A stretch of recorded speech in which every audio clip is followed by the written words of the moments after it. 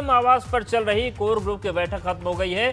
तकरीबन 3.5 घंटे तक कोर ग्रुप की बैठक हुई और बैठक में बीएल संतोष, सुनील बंसल और स्वतंत्र देव सिंह मौजूद रहे। डिप्टी सीएम केशव प्रसाद मौर्य और दिनेश शर्मा भी बैठक में शामिल थे। बैठक में 2022 के विधानसभा चुनाव को लेकर रणनीति और चुनाव के रोडमैप पर चर्चा हुई। जिला पंचायत अध्यक्ष और क्षेत्र पंचायत अध्यक्ष चुनाव से लेकर विधान परिषद में 4 सदस्यों के मनोनयन और परिषद में स्थानीय निकाय सदस्यों के चुनाव को लेकर भी रणनीति बनाई गई है। साथ ही बोर्ड निगम आयोग के खाली पड़े पदों को जल्द भरने पर भी चर्चा हुई है। और अनुभव हमारे साथ जुड़ गए ज्यादा जानकारी के साथ। अनुभव, क्या क्या महत्वपूर्ण मसले रहे इस बैठक में, क्या बातें निकल कर सामने आ रही हैं? देखिए, बिल्कुल 3.5 घंटे तक ये बैठक चली और कोर ग्रुप की ये बैठक हुई, क्योंकि बीएल संतोष आज से लखनऊ के दौरे पर पहुंचे हैं। तो वो इस बैठक में थे, मुख्यमंत्री थे, प्रदेश अध्यक्ष स्वतंत्र देव सिंह थे, महामंत्री संगठन सुनील बंसल भी थे और दोनों डिप्टी सीएम थे। कई अलग अलग मुद्दे हैं। देखिए, अब बीजेपी उत्तर प्रदेश में बिल्कुल चुनावी मोड में आ चुकी है। 2022 के चुनाव के लिए क्या रणनीति रहेगी, क्या पार्टी अब रणनीति अपनाएगी, कैसे उसे इलेक्शन में जाना है, इन सारे मुद्दों पर चर्चा हुई और आगामी क्या कार्यक्रम रहेंगे। क्योंकि कहा जा रहा है कि जुलाई में प्रधानमंत्री नरेंद्र मोदी खुद उत्तर प्रदेश आ सकते हैं। कुछ योजनाओं का हम कहें तो लोकार्पण हो सकता है, उससे जुड़ी कुछ चीजें थी, उस पर चर्चा हुई है। और आगे क्या कार्यक्रम है, जैसे कि अभी वैक्सीनेशन का एक बहुत बृहद कार्यक्रम चलाया जा रहा है, तो उसमें कैसे सरकार के मंत्री, विधायक, सांसद हर जगह जाएंगे और वैक्सीनेशन ड्राइव को बहुत तेज किया जाएगा। जिला पंचायत अध्यक्षों के जो चुनाव होने हैं 3 जुलाई को, 26 तारीख को नामांकन होना है।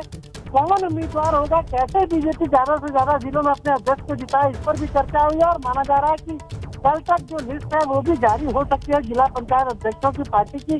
5 जुलाई को जो 4 एमएलसी की सीटें खाली हो रही है, जिस पर राज्यपाल मनोनयन करेंगी, कौन लोग उनमें भेजे जाए, इस पर भी चर्चा हुई है।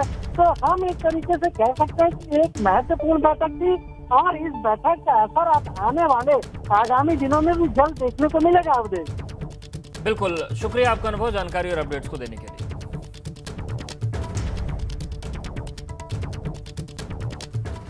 और एक और बड़ी खबर है, यूपी में 2015 पुलिस पीएससी कांस्टेबल भर्ती मामले में बचे पदों को भरने की मांग में दाखिल सैकड़ों याचिकाएं खारिज कर दी गई हैं। मेरिट नीचे करके बचे पदों को चयनित अभ्यर्थियों से भरने की मांग खारिज की गई है।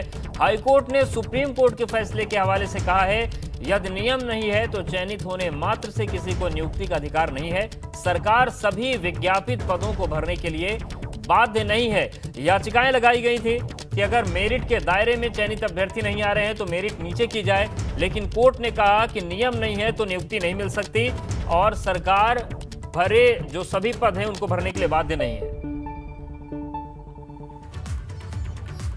और देश में कोरोना वायरस की रोकथाम के लिए आज से वैक्सीनेशन अभियान की गति को तेज किया जा रहा है। पहले दिन देश ने टीका लगाने का रिकॉर्ड बना लिया। सरकार के आंकड़ों के अनुसार अभी तक आज कोरोना वैक्सीन की 81 लाख डोज लगाई जा चुकी हैं। सबसे ज्यादा वैक्सीन मध्य प्रदेश में 15,93,069 लोगों को लगी। दूसरे नंबर पर गुजरात 10 लाख लोगों को वैक्सीन लगाई गई। यूपी में 6,74,817 लोगों को वैक्सीन लगाई गई।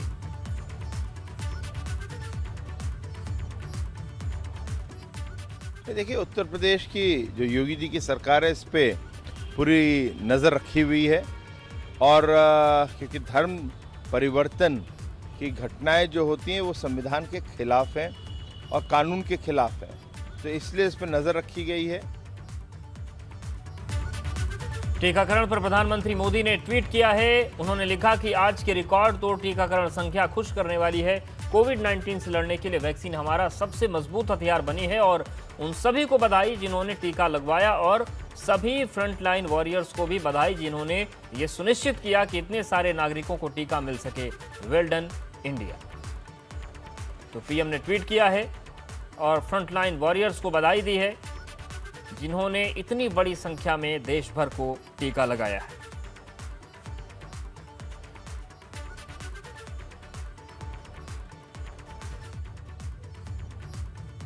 इधर कैबिनेट मंत्री और सरकार के प्रवक्ता सिद्धार्थनाथ सिंह का कहना है कि पश्चिमी उत्तर प्रदेश में धर्म परिवर्तन गिरोह के आरोपियों पर सख्ती से निपटा जाएगा। सरकार सख्त से सख्त कानूनी कार्रवाई इस मामले में करेगी। देखिए, उत्तर प्रदेश की जो योगी जी की सरकार है, इस पे पूरी नज़र रखी हुई है।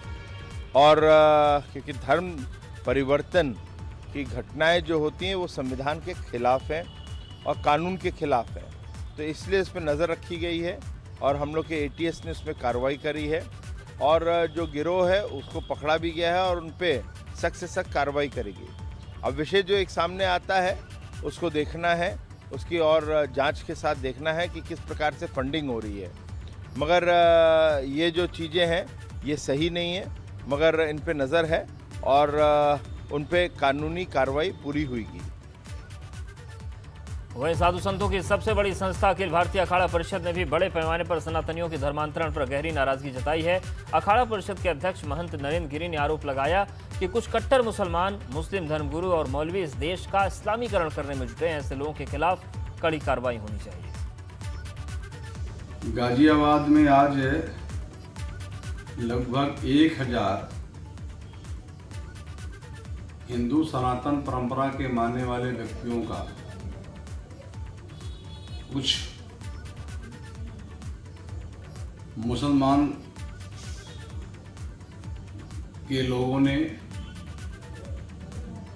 उन्हें लालच दे करके, पैसा दे करके धर्म परिवर्तन कराया।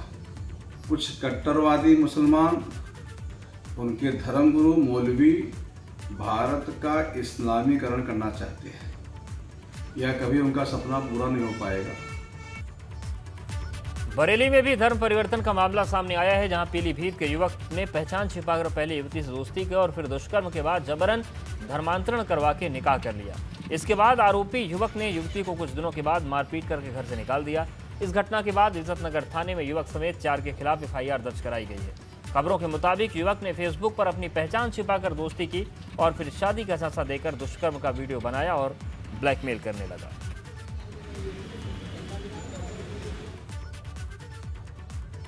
कानपुर से एक ऐसा मामला सामने आया है जहां 10 परिवारों को घर छोड़ने या फिर जबरन एक विशेष धर्म को अपनाने का दबाव बनाया गया।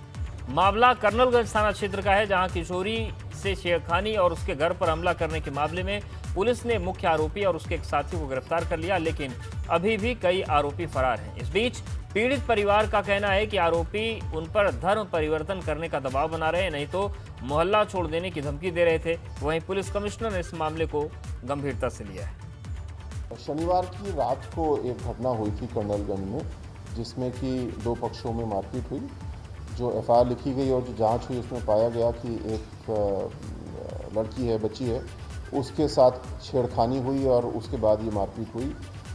अलग अलग वर्जन आए, किंतु CCTV कैमरे, मोबाइल फ़ोन की इमेजेस से पूरी तरीके से चीज़ें स्पष्ट हुई। जो वांछित व्यक्ति हैं उनको चिन्हित किया गया है। उनके खिलाफ जो साक्ष्य हैं, विशेषकर इलेक्ट्रॉनिक साक्ष्य, उसके आधार पर कार्रवाई की जा रही है। मानव तस्करी के मामले में मास्टरमाइंड अमीन को बंगलुरु से गिरफ्तार करके क्राइम ब्रांच कानपुर पहुंच गई है। यहां पर अधिकारियों ने अमीन से गहन पूछताछ की। अमीन से पूछताछ में पुलिस को काफ़ी अहम जानकारियां हाथ लगी। अमीन ने पुलिस को बताया कि वो 10 साल से मानव तस्करी का काम कर रहा है। एक केस के लिए उसे 80,000 रुपये मिलता था। कानपुर में मुजम्मिल और अतीकुर रहमान उसके एजेंट थे। कानपुर और आसपास के इलाकों से उसने 10 महिलाओं और युवतियों को खाड़ी के देशों में भेजा है। बता दें कि पिछले दिनों उन्नाव के रहने वाले एक शख्स ने कानपुर की कर्नलगंज पुलिस से उसकी पत्नी के ओमान में फंसे होने की शिकायत की थी।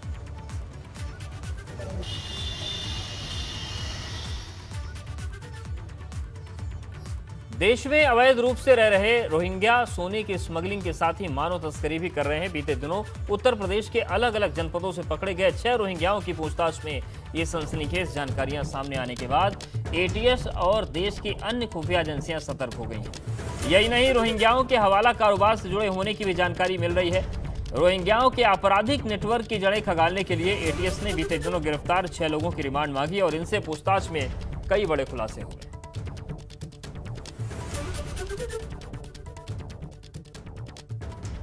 रोहिंग्यास के मामले में विशेष अभियान शासन और DGP महोदय के निर्देश पे चल रहा है और अगर हम लोग पिछले 6-7 महीने की बात अगर करें तो ऐसे 15 लोग गिरफ्तार किए जा चुके हैं और लगातार इसका प्रयास जारी है और मोस्टली ये हाई डेंसिटी पॉपुलेशन एरिया में रहते हैं ताकि ये देखने में या ऐसे पकड़ में ना आए। और इसके अतिरिक्त जो 2 प्रकरण ऐसे आए हैं जिसमें कि गोल्ड स्मगलिंग और महिलाओं की तस्करी का भी प्रकरण प्रकाश में आया है। अयोध्या जमीन खरीद मामले में श्री राम जन्मभूमि तीर्थ ट्रस्ट पर उठे सवालों के बीच हनुमानगढ़ी के महंत राजू दास ने अहम बयान दिया। उन्होंने सवाल खड़ा करते हुए कहा कि ट्रस्ट को बिचौलियों से जमीन नहीं लेनी चाहिए थी। राजू दास ने मांग किया है कि मुख्यमंत्री योगी और प्रधानमंत्री मोदी जांच के लिए कमेटी गठित करें, क्योंकि स्थिति का स्पष्ट होना जरूरी है। मैं तो मांग करूंगा माननीय मुख्यमंत्री जी से और माननीय प्रधानमंत्री जी से, जिस प्रकार बनारस में एक कमेटी के गठन करके और ज़मीन जो भी सरकारी व्यवस्था ट्रस्ट जो लेना और खरीद फरोख्त करना चाहती है वो ट्रस्ट के अंतर्गत जो प्रमुख अधिकारी हैं उनके संज्ञान में लेकर कि कल को किसी भी प्रकार से विवाद उत्पन्न होता है तो ये लोग जो विपक्षी है उसके सामने आकर कह सकें कि ऐसा नहीं ऐसा। इसी प्रकार यहाँ भी कोई एक कमेटी गठित होनी चाहिए जिससे जो आरोप लग रहे हैं ट्रस्ट पे ये आरोप दूर हो। फतेहपुर जिले से हैरान करने वाला मामला सामने आया। यहां पर 15 जून को ललौली थाना इलाके में एक अज्ञात युवती की लाश मिली। 17 जून को लाश की पहचान भी हो गई। युवती के पिता शिव प्रसाद रैदास ने बेटी के साथ गैंगरेप के बाद हत्या का आरोप लगाया। पुलिस ने पोस्टमार्टम के बाद लाश परिजनों को सौंप दी और दाह संस्कार भी हो गया। लेकिन जब केस की छानबीन हुई तो 20 जून को मोनिका मथुरा जिले में पुलिस को जिंदा मिल गई तो पुलिस के होश उड़ गए। दरअसल पड़ोसियों को फर्जी मुकदमे में फंसाकर ब्लैकमेल करने और पैसा ऐंठने के साथ सरकार से आर्थिक मदद पाने के लिए लावारिस लाश की गलत पहचान की गई। मामला जहानाबाद थाना क्षेत्र के गंगानगर के रहने वाले शिव प्रसाद रैदास का है, जिनकी बेटी मोनिका 2 जून से लापता हो गई थी। डिटेल के आधार पर जब इसकी छानबीन की गई और मैनुअल लगाया गया तो इसका लोकेशन लड़की का पता चला कि ये मथुरा में है। एक टीम यहाँ से भेजी गई और वहाँ से जाकर के उस लड़की को बरामद किया गया है। इसने वहाँ पे कोर्ट में मैरिज कर लिया है, लड़की बालिग है। फिर उसके परिवार वालों से पूछा गया कि आखिर आपने झूठी शिनाख्त क्यों की, तो उनका कहना था कि हम लोग पैसे की लालच और एक दूसरे आदमी को झूठे मुकदमे में फंसाने का उनका उद्देश्य था, इसलिए उन्होंने गलत शिनाख्त की। उनके विरुद्ध पुलिस के द्वारा नियमानुसार विधिक कार्रवाई कराई जा रही है। ललितपुर में नगर पालिका में क्लर्क सुधीर रावत का रिश्वत लेते हुए वीडियो वायरल है। ये नजूल बाबू के पद पर कार्यरत है। ये बाबू सब्जी मंडी में व्यापारियों से रिश्वत मांग रहा है। इस घटना के बाद अपर जिला अधिकारी ने जांच की बात कही है और दोषी पाए जाने पर कड़ी कार्रवाई का भरोसा दिया। आप देखिए किस तरीके से वसूली चल रही है।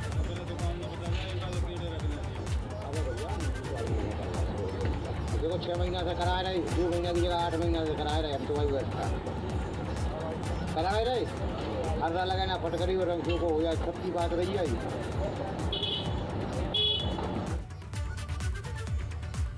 और अब खबर बागपत से, जहां पर एडीजी राजीव सब्बरवाल ने बागपत कोतवाली का दौरा किया। इस दौरान एडीजी ने एक महिला दरोगा को पिस्टल खोलकर दिखाने को कहा, लेकिन महिला दरोगा पिस्टल खोल नहीं पाई। महिला दरोगा का नाम सुमन है, जो कई सालों से कोतवाली में तैनात है। तो ये हालत है पुलिस की, और सवाल ये उठता है कि ऐसे में अगर कोई दिक्कत आ जाए तो फिर ऐसे पुलिसकर्मी उन दिक्कतों से कैसे निपटेंगे।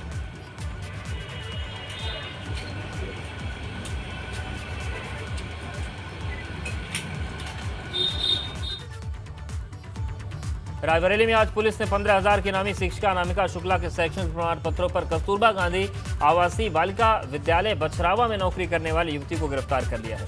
आपको बता दें कि इससे पूर्व अंबेडकर नगर और गोंडा जिलों में अनामिका नाम से शिक्षक की नौकरी का मामला प्रकाश में आया। पुलिस पकड़ में आई फर्जी अनामिका का असल नाम मंजेश कुमारी उर्फ अंजलि है, जो कन्नौज के रामपुर बेहटा थाना अंतर्गत सौरी गांव की निवासी है। पुलिस ने फर्जी शिक्षिका मंजेश पर 1.5 लाख का इनाम घोषित किया था।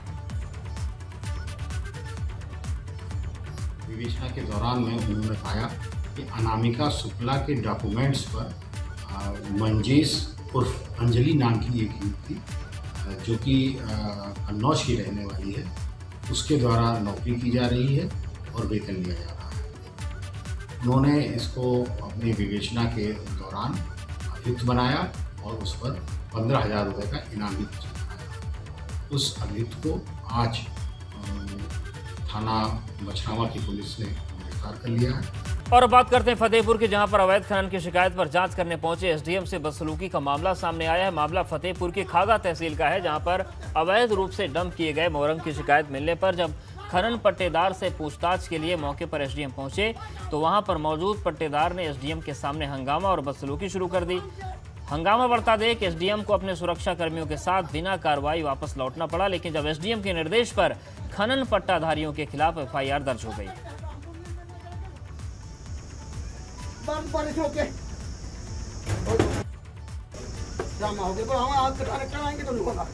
ऊपर खड़ी मशीनों सीज हो जा रही है, नहीं होगी।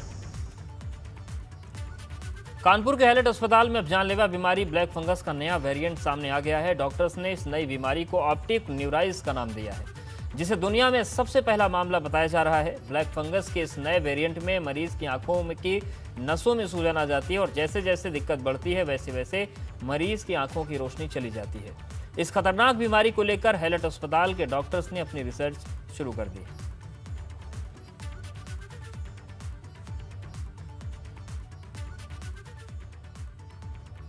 ये एक नई बीमारी ये है कि नॉर्मली ब्लैक फंगस में जो ऑप्टिक नर्व होता है, जो आंखों का नस होता है जिसको ऑप्टिक नर्व कहते हैं, उसमें कभी आज तक उसका इन्वॉल्वमेंट नहीं देखा गया है कि उसमें सूजन आ गई है।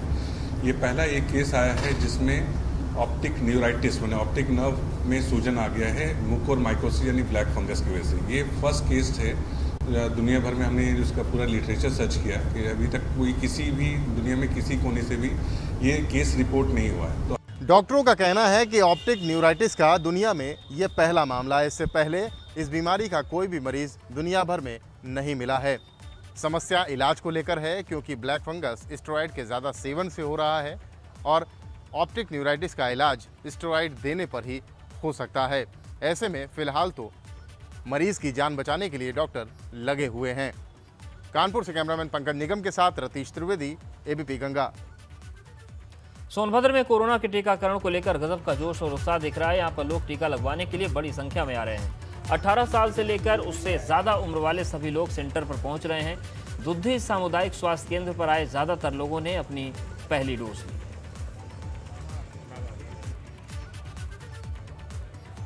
गोंडा में जहां लगातार शादी समारोह और अन्य कार्यक्रमों के दौरान जिले के नगर, ग्रामीण और कस्बों में अश्लील गाने लगातार बजने के मामले सामने आ रहे हैं। इसको लेकर गोंडा के कुछ महिला समाजसेवी सहित अन्य लोग ट्विटर के माध्यम से पुलिस में शिकायत कर कार्रवाई की मांग की। इस पर नगर पुलिस ने 4 नामजद और म्यूजिक कंपनी के खिलाफ अभियोग पंजीकृत कर कार्रवाई शुरू कर दी है। पुलिस अधीक्षक ने सभी थाना प्रभारी को निर्देशित कर दिया है कि महिला आत्मसम्मान के तहत अगर अश्लील गाने बजते पाए गए तो संबंधित के खिलाफ कार्रवाई की जाएगी।